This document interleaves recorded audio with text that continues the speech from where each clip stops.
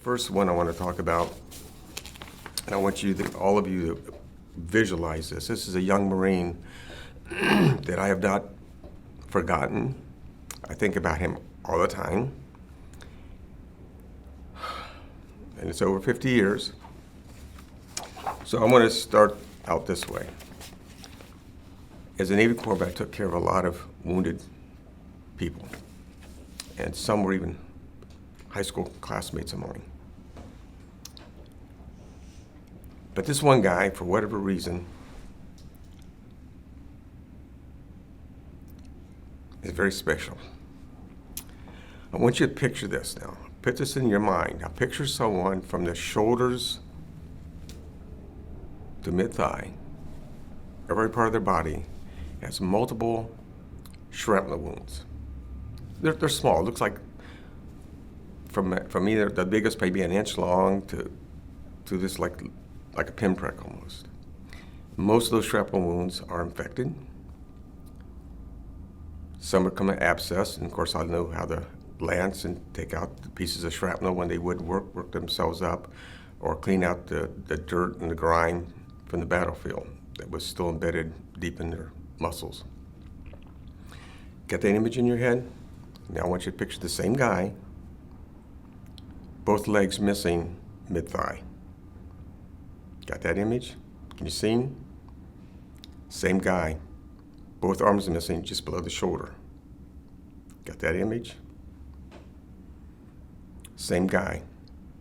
The entire left side of his face is gone. Half of his jaw, his left side of his jaw is gone. His left eye is gone. His left ear is gone. It's just all bone. Okay. He's got a trachea, so he can breathe. Part of my job is take care of trachea care, change all his dressings every day, take samples of the pus and whatever else I was able to extract, so we get him on the right antibiotics. I did good skin care. The one thing is I never forgot that this was a human being. Because he couldn't talk,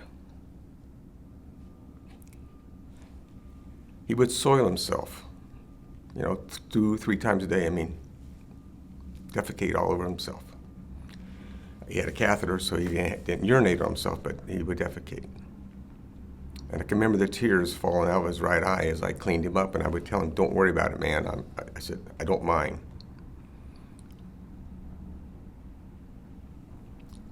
But the emotional turmoil this kid was probably going through,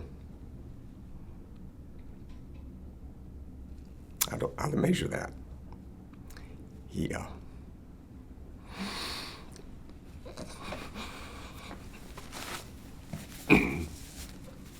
Yeah.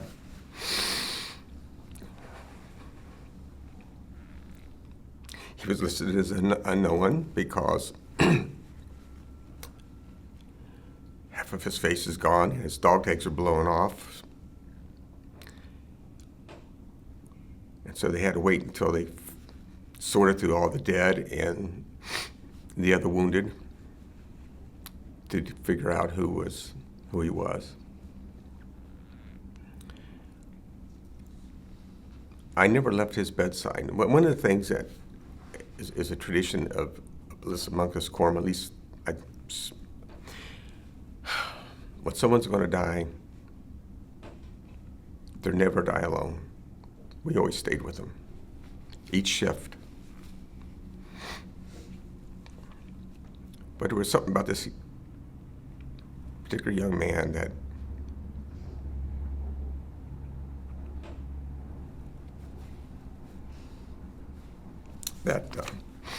drew me to him. I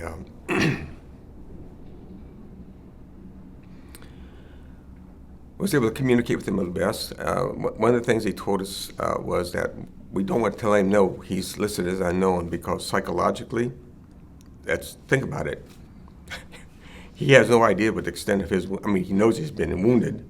He knows he doesn't have arms. He knows he doesn't have legs, but he doesn't know about his face. I mean, he knows his face has been injured, but so you don't want to affect them emotionally. But I was able to communicate with him by his right eye. One blink was yes, and 2 blinks was a no, and I'd always tell him everything I'm going to do before I do it, and as I work with him, and I always stood on his right side before I had to move over to let him know everything, so what he was going to feel. And I found out he liked to read. He liked literature. And one of the books I had to read in high school is Silas Marner. It's not a real thick book. And the reason I selected that book was because it wasn't thick. And I knew this guy was not long to live. And so in my own time, I would come out next shift, and I stayed in his room with him. The other corpsman never came in the other room because I still was taking care of him, but I would read the book to him. We didn't finish the book because he didn't make it. About an hour. Good time. Take your time.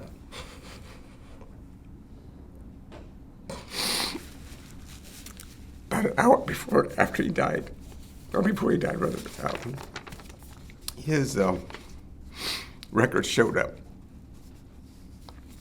And the nurse opened it up, and she showed me a picture, his file picture, and he's in his Marine Corps dress blues. Got blonde hair, blue eyes. I mean, he could have been a poster boy for the United States Marine Corps.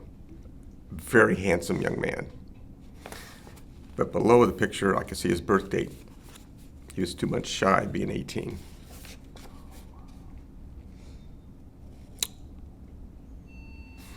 And then she started telling me his name, and I closed the folder, and I says, "Ma'am," I said, "I already know who he is." And she said, "You do?" And I go, "Yes, ma'am. He's America's son." I told that story the first time ever in 2018 when I had to give a talk on Veterans Day. My Legion post, if you go to Solon and you go to the Veterans Memorial that we have, you'll see his name, America's Son, engraved. They did that for me because he knew how much this kid meant to me. If I have any regrets, I wish now that I'm older that I had gotten his name so I could have wrote a letter to his mother.